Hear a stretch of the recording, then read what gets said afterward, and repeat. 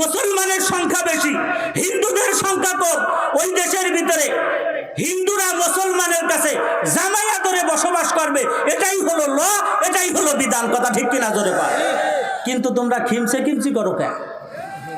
আসো কলের ভিতরে থাকো, মিষ্টি বানায় বিক্রি করো, মাছ ধরে বিক্রি করো, আমাদের কাছে ব্যবসা বাণিজ্য করো, দাদা খুঁয়ে পকেট মেরে টাকা নেও, 3 টাকার মাছ 9 টাকা নিয়ে যাও পাম দিয়া, জামাইয়া ধরে থাকো, আমরা তো মানা করি না।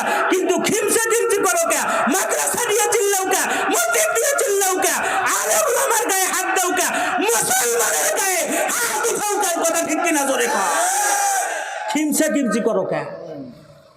খিমচি করো কে? জামাইয়া ধরে থাকো, খিমচি করো কে? এদেশে গরু কুরবানি আমরা দিতে পারবো না। গরু কুরবানি দেওয়ার জন্য তোমরা মিছিল করো, গরু কুরবানি। আচ্ছা, গরু কুরবানি দিব না, তোমরা হিন্দুরা সবাই মিলে আমাকে একটা খাসি কিনে দিয়েছো। কথা ভান না? আমরা গরু কুরবানি দিলে যদি তোমাদের অসুবিধা হয়, তাহলে প্রত্যেক ঘরে খাসি কিনে দিয়েছো। যদি তা না দিতে পারো, তাহলে মুসলমান তোমাদেরকে কুরবানি দেবে।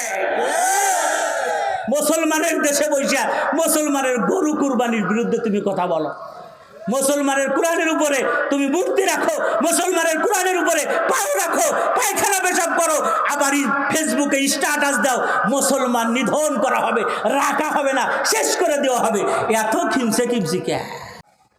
আল্লাহ সুবহানাহু ওয়া তাআলার দরবারে লাখো কোটি শুকরিয়া। আল্লাহ তাআলা এই তাপদাহের ভিতরে, প্রচণ্ড গরম, যে গরমের ভিতরে মানুষ জরুরি প্রয়োজনীয় ঘরের থেকে বের হয় না, হিট অ্যালার্ট চলতেছে, গরমের জন্য সতর্ক বার্তা চলতেছে, এরপরেও আল্লাহ পাকের মেহেরবানি, আল্লাহর পাগলদেরকে কোরআনের প্রতি যে মহব্বত, আলেমদের প্রতি যেই মহব্বত, এই মহব্বতে গরমে আটকাই রাখতে পারে নাই।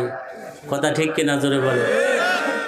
তবে একটা কথা, আমাদের আশ্বাস, বিশ্বাস, কোরআন দিয়েছে আশ্বাস, আমরা করি বিশ্বাস। সেটা হলো, যেই কাজে যত কষ্ট হয় ওই কাজের বিনিময়টাও তত বেশি হয়, নাকি বলেন? যেই কাজে যত বেশি মেহনত হয় ওই কাজে আল্লাহ পাকের পক্ষ থেকে পুরস্কারটাও খুব বেশি হয়। এই জন্য আমরা যারা কষ্ট করে আসছি, বিভিন্ন এলাকার ভিতরে বৃষ্টির জন্য নামাজ পড়া হয়েছে, আপনাদের এলাকায়ও পড়ছে নাকি? বলমারির ভিতরে 2-1 জায়গা পড়ে নাই? অনেক জায়গায় পড়ছে, হয়তো আপনারা আপনাদের আশপাশে পান নাই, তাই অ্যাটেন্ড করতে পারেন নাই। তো অনেক জায়গায় বৃষ্টির জন্য সারা বাংলাদেশেই নামাজ পড়ছে, আলহামদুলিল্লাহ। অনেক জায়গায় বৃষ্টি হইতেছে। তো আল্লাহ তাআলার কাছে আমরা নামাজ পড়ি, দোয়া করি, আল্লাহ আমাদেরকে বৃষ্টি দেন। কিন্তু আফসোসের বিষয় হলো, আপাতত আল্লাহ পাক আমাদের কথা মনে হয় ভারী একটা শুনবার লাগে নাই। আপনারা কি বলেন? এটা বাস্তবতা না? যা দেখতেছি তাই। সৌসি বাহিকদার মরহুম হুজুর, আল্লাহর ওলি, মাঠে যাইয়া বৃষ্টির জন্য নামাজের জন্য দাঁড়াইছে, আর ভিজে গোসল করে তারপরে বাড়ি এসে। কিন্তু আমরা বৃষ্টির নামাজ পড়ি, ঘামে গোসল করি, কিন্তু বৃষ্টিতে গোসল হচ্ছে না। দোষটা আপনাদের না, দোষটা আমাদের। দুর্বলতাটা আপনাদের না, দুর্বলতাটা আমাদের। এখন কথা হলো, আল্লাহ পাক তো ওয়াদা করছে, বান্দা চাবে আমি দিব। বান্দার কাম চাওয়া, আমার কাম দেওয়া, এটা আল্লাহর ওয়াদা। বান্দা চাইতে ভালোবাসবে, আল্লাহ দিতে ভালোবাসবে। বরং না চাইলে আল্লাহ বেজার হয়, না চাইলে আল্লাহ কি হয়? নবী বলছেন, মাল্লাম ইয়াসআলিল্লাহ ইয়াগদাব আলাই। দুনিয়ার মানুষের কাছে চাইলে বেজার হয়, বাপ ছেলের কাছে চাইলেও বেজার হয়, ছেলে বাবার কাছেও ঘন ঘন চাইলে বেজার হয়, স্বামী স্ত্রীর কাছেও ঘন চাইলে বেজার হয়, স্ত্রীও স্বামীর কাছে ঘন চাইলে বেজার হয়। কিন্তু আল্লাহ পাকের সিফাত হলো, আল্লাহ পাক চাইলে খুশি হয়, না চাইলে বেজার হয়। এটা নবীর কথা, বিশ্বাস করেন। বিশ্বাস না করলে আপনার ইমানের সমস্যা হবে, এই জন্য বিশ্বাস করেন। এ কথা কার কথার? কার? নবীর কথাটা কার? তার মানে হাদিস। এখন চাইলে খুশি হয়, অথচ আমরা চাইতেছি দেয় না কেন? চাইতেছি আমরা, দেয় না কেন? এই দেয় না কেন এটা বোঝার জন্য আমাদেরকে একটু আগে আসতে হবে, অতীতে যাইতে হবে। আল্লাহ আমাদেরকে বানাইলেন কেন? আমরা বোয়ালমারির কোনো মানুষ, ফরিদপুরের কোনো মানুষ, বাংলাদেশের কোনো মানুষ এক কান দরখাস্ত তার কাছে করি নেই যে আপনি আমাকেও বানান। তিনিই বানাইছেন মহব্বত কইরা, ইন্নী জাইলুন ফিল আরদি খলিফা। বড় মহব্বত কইরা, বড় আদর কইরা, মায়া কইরা, ভালোবাসা, পরামর্শের ভিতরে বাধা প্রদান করেছিলেন। দরকার নাই। কারা বাধা দিয়েছিলেন বলেন তো দেখি, আওয়াজে বলেন কারা? তাইলে আমাদেরকে বানাইতে যারা বাধা দেয় তারা আমাদের শত্রু না বন্ধু? কথা বলেন না কেন? এখান থেকে বোঝা যায় শত্রু। ফেরেশতারা আমাদের বন্ধু না, ফেরেশতারা আমাদের, এই আয়াত দ্বারা বোঝা যায় ফেরেশতারা আমাদের শত্রু। না মানা করলো কেন? আমাকে বদনাম করছে, শুধু মানা করে নাই। আমরা রক্তপাত করব, খুনাখুনি করব, মারামারি করব, ফিডি করব, আর একজনের মাইয়ের আসল ধরে টান দেব, আর একজনের গাছের ফল চুরি করে খাবো, এই আমাকে বদনাম করছে। কিন্তু আল্লাহ তাআলা ওগুলোর পরেও বলছে, ইন্নী আলামু মা লা তা'লামুন, আমি যেটা জানি এটা তোমরা জানো না। মানে তোমরা যেগুলো জানছো এগুলো তো বলছো দোষ, ভালো কিছু আমাদের ভিতরে আছে, এটা আল্লাহ জানেন। তো আল্লাহ তাআলা তো ফেরেশতারা আমাদেরকে বাধা দিয়া সুখে আছে না বিপদে পড়ছে? কি বলেন আপনারা জানেন নাকি? মহা বিপদে পড়ছে। আজ পর্যন্ত কোনো আলেম, কোনো বক্তা কেউ আপনাদেরকে বলে নাই যে ফেরেশতাদের কোনো কাজ আপনার করে দিতে হবে, বরং এটাই সবাই শোনায় আপনার কাজ ফেরেশতা করে দিবে। আপনার কাজ কে করে দিবে? ফেরেশতা করে দিবে। আপনি ফজরের নামাজের পরে সূরা হাশরের শেষের 3 আয়াত পড়েন, মাগরিবের নামাজের পরে সূরা হাশরের শেষের 3 আয়াত পড়েন, তো আল্লাহ তাআলা আপনার জন্য মাগরিবের নামাজের পরে পড়লে মাগরিব থেকে ফজর পর্যন্ত এই গরমের ভিতরে ফ্যান নাই, কারেন্ট নাই, এসি নাই, বাতাস নাই, আপনার বাড়ির চতুর সাইড দিয়া 70,000 ফেরেশতা দাঁড়া কইরে রাইখা তাদেরকে দিয়ে আপনার নামে নেকি লেখাইতে থাকবে। সুবহানাল্লাহ বলবেন না? আচ্ছা, আমার বাড়ি যে পাহারা দেয়, আমার বাজার যে পাহারা দেয়, কিছু হইলেও তো তার বেনিফিট আমরা দেই, কি বলেন তাই না? মাসে 10 দেই আর 20 দেই, একটা বাজেট আছে। ফেরেশতারা সকালবেলা যাওয়ার সময় বলে, আল্লাহ এই যে মেহনত করলাম এর কোনো বিনিময় নাই। বলে না, বিনিময় নাই, খাও খাটা খাইতে গেলা, এর জন্য জান্নাতও পাবা না। কথা কন না কেন? এর জন্য যদি জান্নাত পাইতো তাও তো একটা কথা ছিল, তাও পাবে না। ফ্রি সার্ভিস, এটা হলো আমাকে সাথে এই 2 নম্বরই করার এই বদলা স্বরূপ পাইছে। কথা ঠিক কিনা জোরে বলে? এই জন্য আয়তাল কুরসি পড়িয়া ফেরেশতারে খাটাবেন। যেই আমল করলে ফেরেশতারা খাটে, সারা রাত দাঁড়াইয়া দাঁড়াইয়া আপনার জন্য সেই হেফাজতের জন্য চেষ্টা করে, ওইগুলো বেশি করে করবেন। এই কথার দ্বারা আমি বুঝাইতে চাই, আল্লাহ পাক বলো দয়া করে, মায়া করে আমাকে পাঠাইছেন। সুতরাং আল্লাহ আমাকে ভালোবাসেন, আমাকে কষ্ট দিতে চান না। 41 ডিগ্রি সেলসিয়াস গরমের ভিতরে আমাকে আল্লাহ ফেলাইতে চান না। আল্লাহ পাক চান না প্রচণ্ড শীত দিয়ে আমাকে মারতে। আল্লাহ পাক চান না শিলাবৃষ্টি, অগ্নিবৃষ্টি দিয়ে আমার ফসলকে ধ্বংস করে দিতে। তাহলে হয় কেন? আল্লাহ বলেন, জহরাল ফাসাদু ফিল বাররি ওয়াল বাহর বিমা কাসাবাত আইদিন নাস। জল এবং স্থলে যত প্রকারের দুর্যোগ তোমরা দেখো, ঘূর্ণিঝড় দেখো, শিডর দেখো, নার্গিস দেখো, শিলাবৃষ্টি দেখো, অগ্নিবৃষ্টি দেখো, বৃষ্টি নাই দেখো, হিট দেখো, তাপ দেখো, বিমা কাসাবাত আইদিন নাস, এগুলো সব তোমাদের 2 হাতের কামাই। তার মানে তুমি আর আমি এমন কিছু অপরাধ করে ফেলেছি, এমন কিছু অন্যায় করে ফেলেছি, যে অন্যায়ের কারণে তোমার আর আমার উপরে এই মুসিবত চাপছে। 42 ডিগ্রি গরমের ভিতরে থাকাটা, এই মুসিবতটা তোমার আর আমার উপরে চাপছে। এর পিছনে তোমার আর আমার কোনো অন্যায় আছে। সেই অন্যায় হতে পারে আমি আল্লাহর কোনো ফরজিয়াত হুকুমকে অমান্য করেছি, অথবা এমন কোনো কাজ করেছি যেই কাজ করলে আল্লাহ বেজার হয়, অথবা এমন কোনো কাজ করেছি যেই কাজ করলে তার নবী বেজার হয়, অথবা তার কোনো হুকুম মান্য করি নাই, যার কারণে আমার বিরুদ্ধে মালিক এই ফয়সালা করেছেন, আমার উপরে শাস্তি বরাদ্দ করেছেন।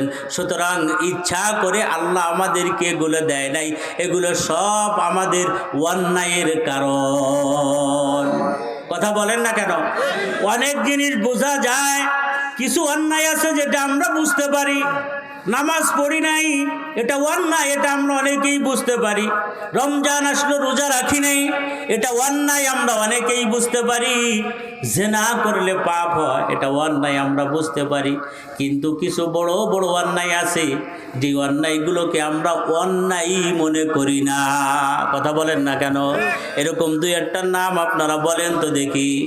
এরকম দুই একটা আমি আপনাদেরকে বলি, যেমন গীবত করা, গীবত করা, মানুষের বদনাম করা, একজন আর একজনের বদনাম করা, বাপ ছেলের বদনাম করা, ছেলে বাপের বদনাম করা, স্বামী স্ত্রীর বদনাম করা, স্ত্রী স্বামীর বদনাম করা, ইমাম মুয়াজ্জিনের বদনাম করা, মুয়াজ্জিন ইমাম মুসল্লিদের বদনাম করা, সব মিলিয়ে গীবত যে একটা গুনাহ, এই গীবতটাকে আমরা অন্যায় মনে করি না। কথা ঠিক কিনা জোরে বলেন। আমরা কৃষিকাজের ভিতরে যারা আছি, অন্যের জমির ফসলটা স্বাভাবিকভাবে দখল করা, এটাকেও আমরা অন্যায় মনে করি না। আর একজনের ক্ষেতের 4টে পেঁয়াজ উঠেই নেওয়াটা অন্যায় মনে করি না। আইল কাইটা জমিটারে বাড়াই, এটাও কিন্তু আমরা অন্যায় মনে করি না। কথা কর না কেন? বাপের কেলে পাইছিল 10%, এখন মাপ দিলে এই লোকটার জমি হবে 12%। মসজিদে যায় কাতার সোজা করেন, কাতার সোজা করেন, আবার কোদাল নিয়ে সহে যাইয়া আইল সোজা করে, এমন মুসল্লি আছে না? না, মসজিদে কয় কাতার সোজা করেন, কাতার সোজা, ওনার জমির আইলো সব সোজা। এই সোজা করতে যায় 2% মাইরে দিছে, এটাকে অন্যায় মনে করে নাই। কথা বলে না কেন? কোন দোকানদারের কাছ থেকে টাকা আনছে, বাকি সদাই আগামীকাল সকালবেলায় দিয়ে দিব, পাট বিক্রি করে দিব, পেঁয়াজ বিক্রি করে দিব, আর দ্বারের কাছে যাওয়ার খবর নাই। আলখাতার সিটি 40টা বাড়ির উপরে আইছে, এই পর্যন্ত উনি সজাগ হন নাই। কথা বলেন না কেন? বোনের হক মেরে দেওয়া, বোনের সম্পত্তি দেবে না, অন্য জায়গা বিক্রিও করতে দেবে না। কত হাজি গাজি, কত আলেম, কত বড় বড় নামি দামি নামাজি মানুষগুলো এই সমস্ত অন্যায়ের সাথে জড়িত আছে না নাই? হতে পারে এগুলোই আমাদের বিমা কাসাবাত আইদিন নাস, আমাদের 2 হাতের কামাই। আরো কিছু অন্যায় আছে। আমার সামনে কোরআনের বিরুদ্ধে কথা হলো, আমার সামনে নবীর বিরুদ্ধে কথা হলো, আমার সামনে মসজিদ ভাঙ্গা হলো, আমার সামনে মাদ্রাসা ভাঙ্গা হলো, আমার সামনে ইসলামের বিরুদ্ধে কথা বলা হলো। আমরা এটাকে শুধু সরমনার পীর সাহেবের উপরে জিম্মাদারি দিয়ে রাখছি, আল্লামা মামুনুল হক সাহেবের হেফাজতে ইসলামের উপরে জিম্মাদারি দিয়ে রাখছি। বাদ বাকি আমরা এর বিরুদ্ধে সোচ্চার হব, কথা বলবো, এটাও আমরা মনে করি না।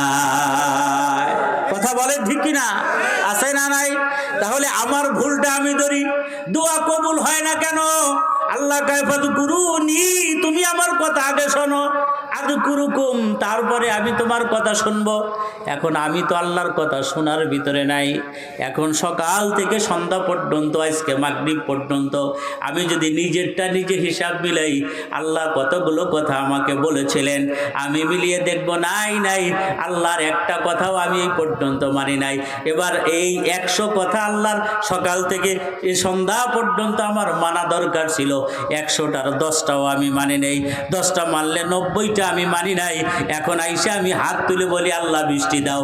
আল্লাহ কয় পাশে তুমি আমার কথা শোনো নাই, এখন আমি তোমার কথা শুনি না। কথা কর না কেন? স্পষ্ট কথা। আপনি আল্লাহর কথা শোনেন, আল্লাহও আপনার কথা শুনবে। সাহাবায়ে কেরাম আল্লাহর কথা শুনছে, যার কারণে সাহাবায়ে কেরাম বলতে দেরি আছে, আল্লাহ শুনতে দেরি করে নাই। নবীরা আল্লাহর কথা শুনছে, যার কারণে নবীরা বলতে দেরি আছে, আল্লাহ শুনতে দেরি করে নাই। কথা বলেন না কেন? ওলি আল্লাহ বুজুর্গানে দিন হক্কানি পীর যারা ছিল, তারা আল্লাহর কথাটা পঙ্খানুপঙ্খানুভাবে শুনছে, যার কারণে আল্লাহ পাক তাদের কথাগুলো শুনতে দেরি করে নাই। লাউ আকসামা আলাল্লাহ, এরা যদি আল্লাহকে কসম খেয়েও কোনো কথা বলে থাকে, আল্লাহ তোমার কসম তুমি এটা দিয়ে দাও, আল্লাহ বলেন লা বাররা, ওটাও তো পূরণ করা আমার জন্য জিম্মাদারি হয়ে গেছে। আমি কসমের কথাগুলো পূরণ করছি, তবু আমার বান্দারে আমি ফেরত দেই নাই। কিন্তু এখন আমার বান্দা আমার কথা শোনে না, যার কারণে দোয়া কইরা চিৎপটাং দিয়ে পড়ে গেলেও আমি বান্দার কথা শুনি না। কথা ঠিক কিনা জোরে কর? এখন শোনে বান্দা শয়তানের কথা। আল্লাহর কথা শোনে না। আল্লাহ ডাকে একদিক, শয়তান ডাকে একদিক। যেই মসজিদের ভিতরে আজান হইল, মাইকে বলল হাইয়া আলাস সালাহ, মানে তোমরা নামাজের জন্য আসো, আল্লাহর বাড়ি আসো, আল্লাহর ঘরে আসো, আল্লাহর পায়ে সেজদা দেওয়ার জন্য আসো। আর পাশে চার দোকানের ভিতরে টিভি দিয়ে বলে তোমরা, শয়তান ওইখানে বসে বলে এইখানে তোমরা বসো, সিরিয়ালটা চলে যাইতেছে, নাটকটা শেষ হয়ে যাইতেছে। আমরা কালীনগর আর রূপবাদ বাজার আর সালতানগর কান্দার অধিকাংশ দোকানগুলোর ভিতরে দেখি মসজিদে গরমের ভিতরে ফ্যান লাগানো আছে, আল্লাহর রহমতে অনেক মসজিদে এসিও লাগানো আছে, কারেন্ট চলে গেলে আইপিএস এর ব্যবস্থা আছে। তারপরেও আল্লাহর পাগলটা মসজিদে গিয়ে 5টা মিনিট সময় দিতে চায় না। কিন্তু চার দোকানে না ফ্যান আছে, না কারেন্ট আছে, না আইপিএস আছে, আছে শুধু কিছু পুরান কাশ আর কলার শোষা আর পেশাবের গন্ধ আর মতের গন্ধ। তারপরে ওইখান থেকে পাগলারা ওঠে না। কথা কন না কেন? আবার ওইখানে বসে বর্তমানে চার দোকানে বসে কিছু বড় বড় বক্তাদের ওয়াজ শোনে। আমি নিজের কানে শুনছি এমন কথা তারা বলে যে এই কথাগুলোর উপরে আল্লাহ যে ডাইরেক্টলি তাদের উপরে গজব নাজিল করে না, এটা তো তাদের জন্য রহমত। সরাসরি বলে এদেশের কোনো আলেম আসেনি আমার প্রশ্নের উত্তর দিবে, থাকলে আমার সামনে আসো। আমি উকি দিয়ে আর ভুসকি দিয়ে দেখি এই মুফতি সাহেব কেডা। এবার দেখি তার দাড়ি নাই, মোছ নাই, এক হাতে বিড়ি আর গিরে পর্যন্ত কাপড় কাঁচা দিয়ে বসে রয়েছে, একেবারে গরমের জ্বালায় বাঁচে না। পরে আমি মনে মনে চিন্তা করি আল্লাহ এই লোকটা কোন জায়গা থেকে এত ওয়াজ শিখলো, তাইলে তো আমাকে খানাই থাকবেন না, কয়েকদিন পরে আমরা দাওয়াতি পাবার না। পরে শুনি উনি হলো টিভির ভিতরে বসে আয়নাল আর রশিদ বয়াতি আর চাঁদমিয়া বয়াতির বিচের গানের পালা গান আর করসা গানের ভিতরের সেই অপর্যাপ্ত অসামাজিক আর মিথ্যা অশ্লীল কথাগুলো মুখস্থ করে আসছে। কথা ঠিক কিনা জোরে কয়? ওইখানে বসে বসে এগুলো শোনে, নামাজ পড়ে না, এই বেহুদা কথাগুলো শোনে। এরা শয়তানের কথা শোনে। এবার বলেন শয়তান আমাদের বন্ধু না দুশ্মন? আওয়াজে বলেন এ কথা কার? ইন্না শাইতানা লাকুম আদুব্বুম মুবিন। আল্লাহ আমাদেরকে পরিচয় করাই দিয়েছে কালীনগরের মানুষেরা, তুমি কওমি মাদ্রাসায় পড়ো আর আলিয়া মাদ্রাসায় পড়ো, চরমুনায় যাও আর উজানি যাও, তাবলীগ করো আর যাই করো না কেন, একটা লোকের পরিচয়টা আমি ওপেন করে দিলাম তোমাদের সামনে। শয়তান কিন্তু তোমাদের প্রকাশ্য দুশ্মন। কথা কর না কেন? এ বক্তব্য কার? আল্লাহ যারে দুশ্মন বানায় দিল, এবার আমি তারে কেমনে গলা জড়াইয়ে ধরলাম? আল্লাহ যারে দুশ্মন বানায় দিল, আমি তারে কেমনে বন্ধু হিসেবে গ্রহণ করলাম? আল্লাহ তো বলছিল তুমি বন্ধু হিসেবে গ্রহণ করো, ওয়াকুনু মা সাদিকিন, একজন সত্যবাদীকে তুমি বন্ধু হিসেবে গ্রহণ করো, একজন দিনদার ইমানদার পরহেজগার তাকে তুমি বন্ধু হিসেবে গ্রহণ করো। কিন্তু আমি সত্যবাদী ইমানদার দিনদার মুমিন মুত্তাকিরে বন্ধু হিসেবে গ্রহণ না করিয়া শয়তানকে বন্ধু হিসেবে গ্রহণ করছি। শয়তান কি আমাদের বন্ধু নাকি শত্রু? কথা কন না কেন? তবে এই শয়তানের বড় ক্ষমতা আনছে আল্লাহর কাছ থেকে। বহুদিন ইবাদত করার পরে একটা হুকুম যখন অমান্য করছে, ওই হুকুমের পরে আল্লাহ তাকে যখন বলছে ফাইন্নাকা রাজিম, তুমি আজকের থেকে আমার রহমত থেকে বঞ্চিত হয়ে গেলা, তুমি বের হয়ে যাও, তুমি জাহান্নামী দূর হয়ে যাও। শয়তান তখন আফসোস করছে, আল্লাহ যা কিছু দুনিয়ায় ইবাদত বন্দেগিরি করলাম, পরকালে তো জাহান্নামে যাব, ওর বদলা হিসেবে কিছু আমার দুনিয়ায় দিয়ে দাও। এর থেকে আমরা আর একটা জিনিস প্রমাণ করি, কোনো বেঈমান যদি পরকালে যার ইমান নাই, ইমান ছাড়া কোনো মানুষ জান্নাত পাবে না, ওই মানুষটা যদি দুনিয়ায় কোনো ভালো কাজ করে, ওই ভালো কাজের প্রতিদান যেহেতু পরকালে তারে দেওয়ার জায়গা নাই, এই জন্য আল্লাহ তার প্রতিদানটা দুনিয়ায় দিয়ে দেয়। কথাটা বুঝছেন নাকি? শয়তান ওখান থেকে দাবি করলো আল্লাহ ক্ষমতা দাও, কিয়ামত পর্যন্ত ক্ষমতা দাও, যা সেমন আলা কলবি বনি আদমের শরীরের পশমের গুড়াতে ডুইকে যে কোনো জায়গা যেন যাইতে পারি এই ক্ষমতা দাও, যে কোনো সুরত জানি ধরতে পারি এই ক্ষমতা দাও, টুপিও যেন পড়তে পারি, পাগড়িও যেন পড়তে পারি এই ক্ষমতা দাও, জুব্বাও যেন পড়তে পারি, যদি আমার প্রয়োজন হয় এই ক্ষমতা দাও, মহিলাও সাজতে পারি, গায়ের হইতে পারি, বয়াতিও হইতে পারি, এই ক্ষমতা আমারে দিয়ে দাও। আল্লাহ কয় যা চাইলি সব দিলাম। কারণ ওই যে কিছু ইবাদত বন্দিগিরি ছিল, কথা কন না কেন? আপনারা তো বলবেন আল্লাহ দিল কেন? না দিয়ে করবে কি? ও যে কিছু করছিল ওর বদলা তো পায়। আল্লাহ তো কারো সাথে কোনো পার্সেলিয়েটি করে না, কথা বলেন ঠিক কিনা? আল্লাহ পাকের কাছ থেকে ক্ষমতা নিল। সুতরাং শয়তান হলো আমাদের শত্রু, শয়তান কিন্তু আমাদের বন্ধু না। তবে মাঝে মাঝে আমাদের কাছে আসে বেরাকের টাকা নিয়ে, কথা কয় না কেন? ছাগল নিয়ে, কথা কয় না? আপনারা মনে হয় বেরাকের টাকা উঠেছেন। ছাগল নিয়ে, এরপরে গরু নিয়ে, কিস্তি নিয়ে, এরপরে পামইল গাছ নিয়ে বিভিন্নভাবে ধোঁকা দেওয়ার জন্য শয়তান মাঝে মাঝে আমাদের কাছে নেক্সুরতে আসে। যতই নেক্সুরতে আসুক বুঝবেন শয়তান ও আমার উপকারের জন্য আসে নাই। ও যদিও বাহ্যিক দৃষ্টিতে আমার উপকার দেখায়, কিন্তু ভিতরে ভিতরে ওর 2 নম্বরই আসে না নাই, কথা বলেন না কেন? এক আল্লাহর ওলি, ভালো মানুষ, ইমানদার, দিনদার, ওই একটা বিল্ডিংয়ের নিচে গরমের ভিতরে শুয়ে রয়েছে, মাথার তলে বালিশটা দিয়া আরামে ঘুমাইছে। এর ভিতরে এক টুপিওয়ালা, বাগড়িওয়ালা, জুব্বেওয়ালা, একেবারে পুরো হুজুর সাইজে এক লোক আই। সেই লোকরে কয়, ভাই আপনি তো ঘুম ভাঙাইলাম, বেয়াদবি মনে হইলেন না? আসলে মমিনের ঘুম তো ইবাদত। দেখেন কত সুন্দর হইলে কথা কয়, মমিনের ঘুম তো ইবাদত, এটা ভাঙানো ঠিক না। কিন্তু আপনি যদি এখান থেকে না যান তাইলে এই বিল্ডিংটা ভাঙে আপনি মরে যাবেন, এই বিল্ডিংয়ের নিচে পড়বেন। এই জন্য আপনার উপকার করার জন্য আইসি, যদিও কষ্ট দিলাম, তা আপনি এতে একটু উঠে ওই দূরে যাইয়ে সরে। এখন এই লোকটার এই টুপি, পাগড়ি, জুব্বা এগুলো দেখে তো বিশ্বাস না করে ভাড়ার কায়দা নাই। যেই সুরতে সে আসছে, কথা কন নাকি আপনারা? যেই সুরতে আসছে বিশ্বাস করে লোকটা উঠে ওই বিল্ডিংয়েতে সইরে পাশে গাছতলা যেয়ে শুইছে। আসলে দেখে 10-15 মিনিট পরে হালকা একটা ভূমিকম্প এসে মাটি ডেরে নাড়াইয়া বিল্ডিংটা একেবারে মাটির সাথে ডসাই দিছে, ডাবাই দিছে, একেবারে ভাঙ্গে চুরে পড়ছে। এখন এই ইমানদার লোকটা চিন্তা করে, হায় হায়, এই লোকটা তো আমার বাপের চাইতে উপকার করছে। বিল্ডিংয়ের তলে পড়ে যদি মরতাম আমার কবর হইতো না, জানা যাইতো না, আমি যেখানে মরে রয়েছি কেউ জানতো না, পয়সা কইলে শেষ হয়ে যাইতো। এই লোকটা এত বড় উপকার করলো, লোকটা গেল কোথায়? বেশি দূর যায় নাই, আর এক জায়গায় দাঁড়াই রয়েছে। কাছে যেয়ে জড়াই ধরছে, মোবাইল নাম্বারটা দেন, ফোন নাম্বারটা দেন, আপনার সাথে সম্পর্ক ভালো রাখবো, বাপের উপকার করছেন। এখন এই লোকটা কয়, ভাই আপনি যদি আমার নাম জানেন তাইলে কিন্তু আপনি আমার মোবাইল নাম্বারও নেবেন না, ফোন নাম্বারও নেবেন না, আপনি আমার সাথে কথাও বলবেন না। কেন? আমার নাম কি? আমার নাম ইবলিস, শয়তান। আর এই লোকটা কয়, না আপনি ইবলিস শয়তান হইতে পারেন না, কারণ শয়তানের কাম মানুষের ক্ষতি করা, আর ইমানদারের কাম মানুষের উপকার করা। আপনি তো আমার উপকার করছেন, ক্ষতি করেন নাই, সুতরাং আপনি শয়তান হন কেমনে? আমি শয়তান, অরিজিনাল শয়তান। যেই শয়তানটা আল্লাহ জুতো মেরে খেদাই দিছে সেই শয়তানই আমি, আর পিওর অ্যান্ড সলিড। আমার ভিতরে কোনো 2 নম্বরই নাই। আর আমি আপনার উপকার করি নেই, আমি আপনার ক্ষতি করছি। ইমানদারকে বুঝলাম না, ওই ঘরের তলে বইটা মরলে আমি তো বাঁচতাম, তাহলে আপনি আমার কি উপকার করলেন? কারে মিয়া, সব মরা এটা আমার জন্য সহ্য হয় না। কিছু মরা আছে ভালো, ওই জায়গা বইটা বললিও ভালো হয়।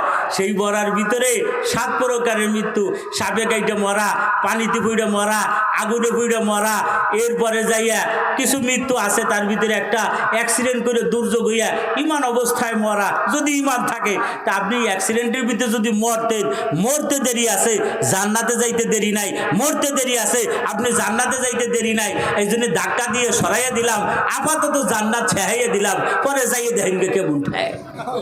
তাইলে উপকার করছে না ক্ষতি করছে? কথা কর না কেন? হ্যাঁ, কিছু মরাও আমাদের জন্য উপকার, কথা কর না কেন?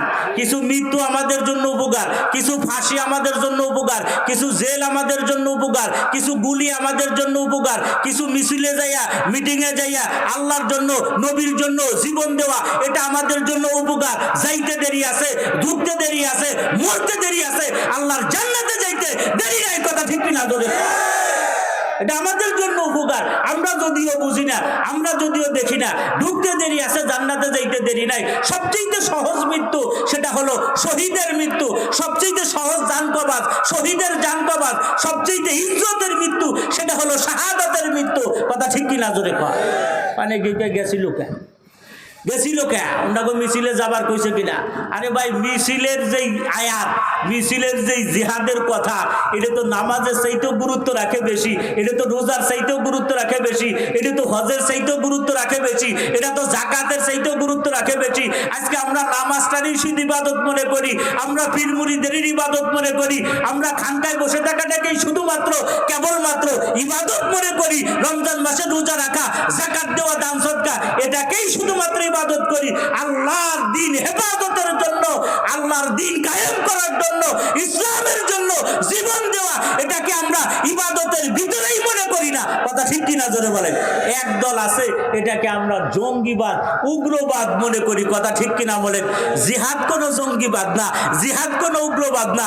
জিহাদকে যদি কেউ জঙ্গিবাদ বলে ও কাফের হয়ে যাবে, জিহাদকে যদি কেউ উগ্রবাদ বলে ও কাফের হয়ে যাবে। জিহাদকে যদি কেউ অস্বীকার করে, নামাজ, মাগরিবের নামাজ, ঈশার নামাজ পড়ছেন নি আপনারা? কথা কন না কেন? আচ্ছা, 9টায় নামাজ শেষ করছি, তো 9টার থেকে নিয়ে আর ফজর 5টা, 4:30, এর ভিতরে আমার উপরে আর কোনো নামাজ ফরজ নাই। কথা কন না কেন? আর নামাজ ফরজ হবে নি। যদি বাইসে থাকি, ফজরের ওয়াক্তটা ঢোকে, ওই সময় হলো আমার উপরে নামাজ ফরজ। এই রমজান মাসে জাকাত দিছেন, আর আগামী রমজান পর্যন্ত আপনার উপরে জাকাত ফরজ হবে না। কথা কন না কেন? আগামী রমজানে বাইসে থাকবেন, ব্যালেন্সটা যদি অতিরিক্ত হয় তখন আপনার উপরে জাকাত আসবে। তো প্রত্যেকটা ইবাদতের মাঝখানে স্পেস আছে, গ্যাপ আছে, ফাঁকা আছে, সুযোগ আছে, কিন্তু জিহাদের মাঝখানে কোনো স্পেস নাই, কোনো গ্যাপ নাই, কোনো ফাঁকা নাই। সকালে যদি কোরআনের বিরুদ্ধে কথা বলে তাও ধরতে হবে, সন্ধ্যায় বললে ধরতে হবে, রাত 1টায় বললে ধরতে হবে। আল্লাহর বিরুদ্ধে কথা বলবে, মুসলমান মারবে, আর হিন্দু বৌদ্ধ খ্রিস্টানরা মুসলমানদের মসজিদের উপরে আক্রমণ করবে, মাদ্রাসার উপরে আক্রমণ করবে। যখন করবে তখনই আপনাকে প্রতিবাদ করা লাগবে। কোনো স্পেস দেওয়া যাবে না। কথা ঠিক কিনা জোরে কর? কোনো গ্যাপ দেওয়া যাবে না, স্পেস নাই। আজকে গালি দিছে, কালকে ধরবো, আজকে গালি দিছে, পরশুদিন ধরবো, আজকে কোরআনের অপমাননা করছে, পরশুদিন ধরবো। কোনো স্পেস যদি আপনি দেন তাইলে আপনি ইমানদার হইতে পারবেন না। কোনো গ্যাপ দেওয়া যাবে না, কোনো স্পেস দেওয়া যাবে না। কথা ঠিক কিনা ধরে বলে? কথায় কথা মনে পড়ে যায়, না বললে হয় না। যেই দেশের ভিতরে হযরত মুসা আলাইহিস সালাতু ওয়াস সালাম তার মা জন্ম দিছে, ওই সময় রেড অ্যালার্ট ছিল, কোনো পুত্র সন্তান জন্ম হইলে এটারে ডাইরেক্ট হত্যা। কথা কন না কেন? এটা জানা আছে না নাই? ওই জায়গাতে একটা পয়েন্ট তালাশ করে বাইর করবো, এই জন্য ওই জায়গা গেছে অল্প সময়। এর ভিতরে আল্লাহ তাআলা মুসা আলাইহিস সালামরে পাঠাই দিছে। তো আল্লাহ পাঠাইলে দুনিয়ার কোনো মানুষ ফিরাইতে পারে নাকি? সরকারি বড়ি টড়ি এগুলো ফিরাইতে পারে? আল্লাহ কে তোরা বড়ি খাইয়ে কমা, আমি 1 7 4 5 6 7 একসাথে বাইরে দিবানি, বড়ে দেখবি সমান। 5 বছরে 5টা বাচ্চা নিতি, 2 বছরে 6টা হয়ে যাবে। কথা কর না খায়? আল্লাহ পাঠাইলে কেউ ফিরাইতে পারে? কেউ পারে না। আচ্ছা, মুসা আলাইহিস সালামকে আল্লাহ পাঠাই দিছে, ওই দিক দিয়ে তো মুসা আলাইহিস সালামের মা কান্দে, তাই কান্দাকাটির কোনো দরকার নাই, বাক্স বানাও, নদীতে ফেলাই দাও। আমি মহিলা মানুষ, বাক্স পাবো কোথায়? তাই আমি ফাটাবা লাগছে জিব্রাইল রে, ভালো মিস্ত্রি ফাটাবা লাগছে, ওর উপর মিস্ত্রি নাই, নদীতে ফেলাই দিছে। পানিতে বাইসা যেদিকে স্রোত সেই দিক যাবে, উজে গেছে ফিরাউনের ঘরে, একেবারে দরজায়। ওনার আবার রাজমহলের সাথে নদী, নদীর ভিতরে সুইমিং পুল বানাইছে, একটু ভিতরে নাইবে ফুর্তি করে, ওই জায়গায় যে বাক্স ঠেকছে, খুলছে, আইটা দেখে মুসা। কথা কন না কে? খবর পাইছে আসিয়া। ফিরাউনের আবার একটা দোষ ছিল, কইতাম রে আপনাদের কাছে। আচ্ছা, যেই দোষ কোরআনে আছে ওই দোষ বললে কি আমার গুনাহ হবে নাকি? ফিরাউনের একটা আন্তর্জাতিক রোগ ছিল। এই রোগটা হলো, উনি বাচ্চা জন্ম দিতে পারতো না, ওনার কোনো বাচ্চা কাচ্চা হয় নাই। উনি এই জায়গায় হেড অফিসে আন্তর্জাতিকভাবে দুর্বল। যেই লোকের বাচ্চা হয় না ওই লোক স্ত্রীর কাছে, আপনারা আবার কেউ এই রোগ আক্রান্ত থাকলে মনে কষ্ট নিয়েন না, আল্লাহ রাস্তে বলছি।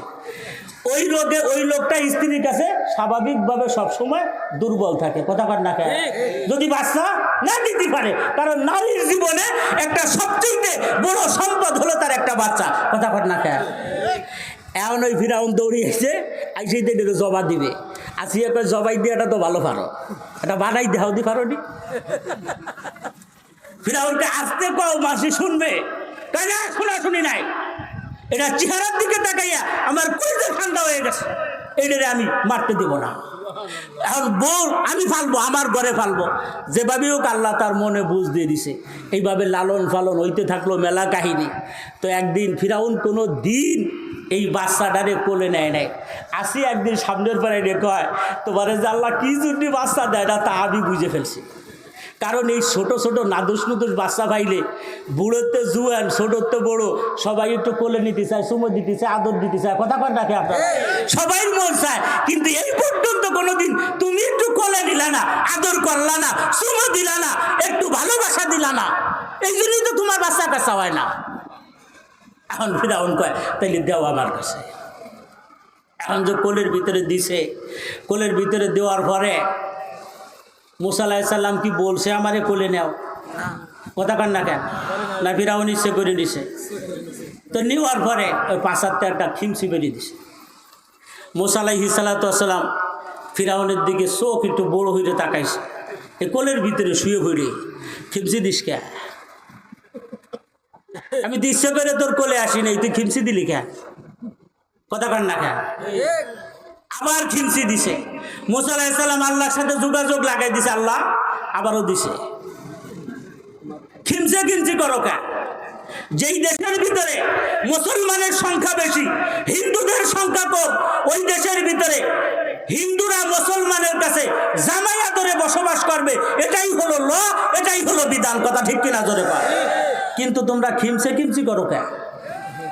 আসো কোলের ভিতরে থাকো, মিষ্টি বানায় বিক্রি করো, মাছ ধরে বিক্রি করো, আমাদের কাছে ব্যবসা বাণিজ্য করো, দাদা দাদা কুইয়া পকেট মেরে টাকা নেও, 3 টাকার মাছ 9 টাকা নিয়ে যাও পাম দিয়া, জামাইয়া ধরে থাকো, আমরা তো মানা করি না। কিন্তু খিমসে খিমসি করো কে? মাদ্রাসা দিয়ে চিল্লাও কে? মসজিদ দিয়ে চিল্লাও কে? আলেম ওলামার গায়ে হাত দাও কে? মুসলমানের গায়ে হাত দিও কে? কথা ঠিক কিনা জোরে কও? খিমসে খিমসি করো কে? খিমসে খিমসি করো কে? জামাইয়া ধরে থাকো, খিমসে খিমসি করো কে? এদেশে গরু কুরবানি আমরা দিতে পারবো না। গরু কুরবানি দেওয়ার জন্য তোমরা মিছিল করো গরু কুরবানি। আচ্ছা গরু কুরবানি দিব না, তোমরা হিন্দুরা সবাই মিলে আমাকে একটা খাসি কিনে দিয়েছো, কথা কান না কেন? আমরা গরু কুরবানি দিলে যদি তোমাদের অসুবিধা হয় তাহলে প্রত্যেক ঘরে খাসি কিনে দিয়েছো। যদি তা না দিতে পারো তাহলে মুসলমান তোমাদেরকে কুরবানি দেবে। মুসলমানের দেশে বৈশা মুসলমানের গরু কুরবানির বিরুদ্ধে তুমি কথা বলো, মুসলমানের কোরআনের উপরে তুমি মূর্তি রাখো, মুসলমানের কোরআনের উপরে পাও রাখো, পায়খানা পেশাব করো, আবার ফেসবুকে স্ট্যাটাস দাও মুসলমান নিধন করা হবে, রাখা হবে না, শেষ করে দেওয়া হবে। এত খিমসে খিমসি কে? কথা কর না? কয়টা দিছে খিমসি? 2টা। এবার 3 নম্বরটা দিছে। 3 নম্বরটা যখন খিমসি দিছে, আপনারা জিজ্ঞেবেন আলেমুল আমাদের কাছে, আমি কোনো বানোয়াটি গল্প বললাম নাকি? কোরআন খুলে আপনি দেখবেন। 3 নম্বরটা দিতে দেরি আছে, বাওয়াত দিয়ে একটা সর দিতে দেরি নাই, এমন সর দিছে, সর দেওয়ার সাথে ফিরাউন এমন আওয়াজ দিছে যেই আওয়াজ পৃথিবীতে ও কোনো দিন দেয় নাই। রাজপ্রসাদ সহকারে কেঁপে গেছে, দূর দূরান্ত থেকে তার আওয়াজ শুনছে। আসিয়া দৌড়ে এসে বলে, একটা বাচ্চা ছেলের চড়ে, একটা বাচ্চা ছেলের চড়ে তুমি এত দুর্বল, কারণ তোমার কাছেও বাচ্চা যেখানে চড় দিছে ওইখানে আমি বুঝতেছি আমার সব নড়বড়া হয়ে গেছে, আমার জীবন শেষ হয়ে গেছে। মুসলমানদের সাথে টিক্কা দিতে আইসো না, টুপিওয়ালা দাড়িওয়ালার সাথে টক্কর লাগাইতে আইসো না, এমন থাপ্পড় খাওয়া সব নড়বড়া হয়ে যাবে। কথা ঠিক কিনা ধরে কর? আমরা তোমাদের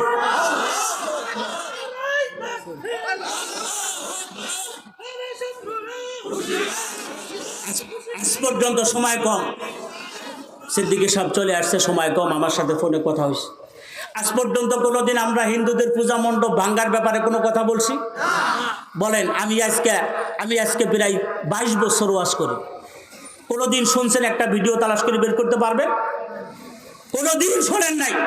কোনোদিন হিন্দুদের বিরুদ্ধে কথা বলিনি, ওদেরকে বেইজ্জতি করার কথা বলিনি, ওদের মা বোনদের নিরাপত্তা দেওয়ার কথা আমরা বলি, ওদেরকে ব্যবসা বাণিজ্যের নিরাপত্তা দেওয়ার কথা আমরা বলি। কথা ঠিক কিনা জোরে কর?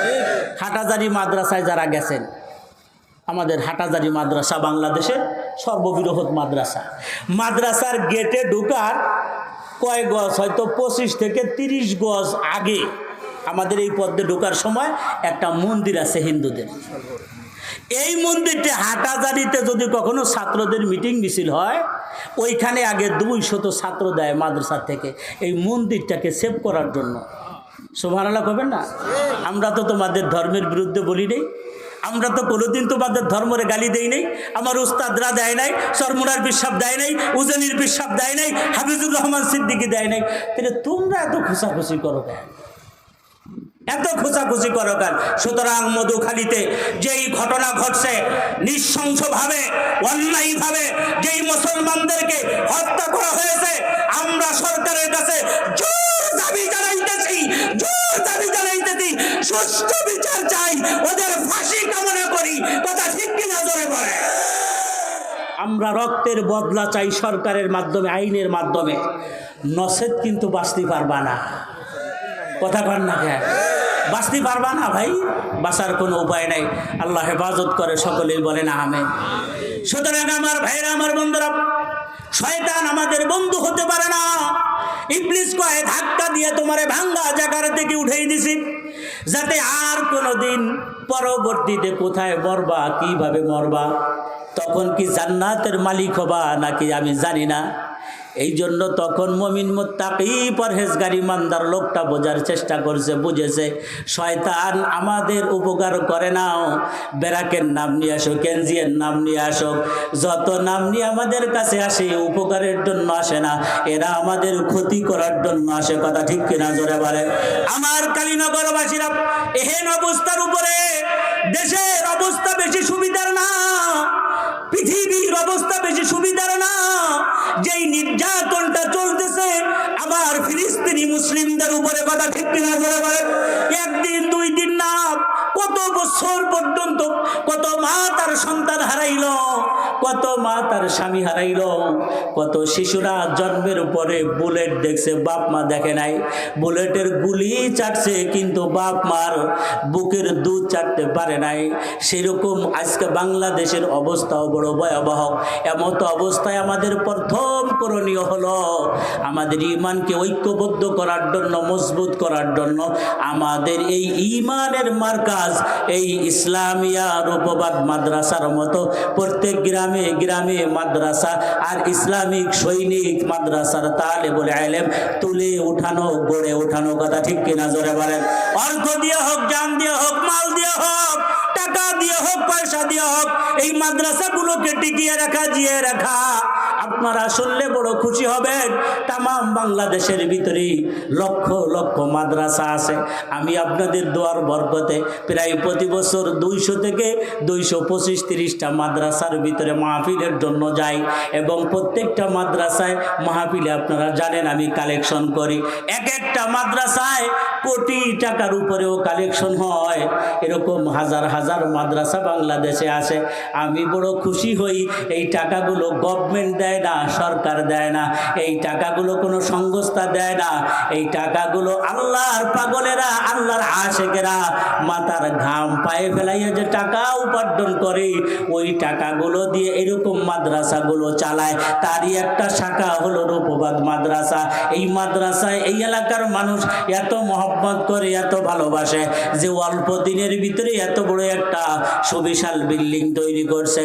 এই পাশে 60 হাতের উপরে লম্বা প্রায় 90 ফিট আর একটা ঘরের কাজ ধরেছে। আপনারাও শুনলে খুশি হবেন। এই বোয়ালমারির ভিতরে আলহামদুলিল্লাহ